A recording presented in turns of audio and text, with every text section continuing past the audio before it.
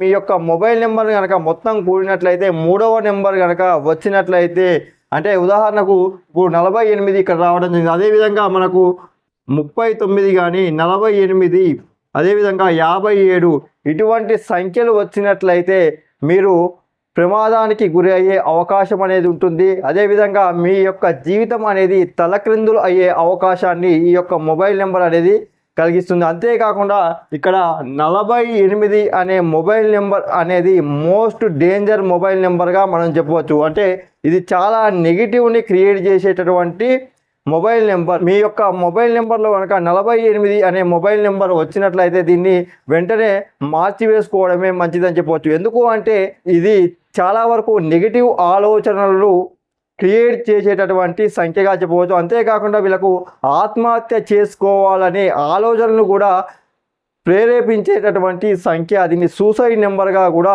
చెప్పడం జరుగుతుంది. కాబట్టి ఈ యొక్క 48 కానీ ఈ మూడవ సిరీస్కు సంబంధించినటువంటి ఇటువంటి మొబైల్ నెంబర్లు కనుక మీ యొక్క మొబైల్ నెంబర్లో టోటల్ చేసినప్పుడు వచ్చినట్లయితే దాన్ని తక్షణమే తీసివేయాలి.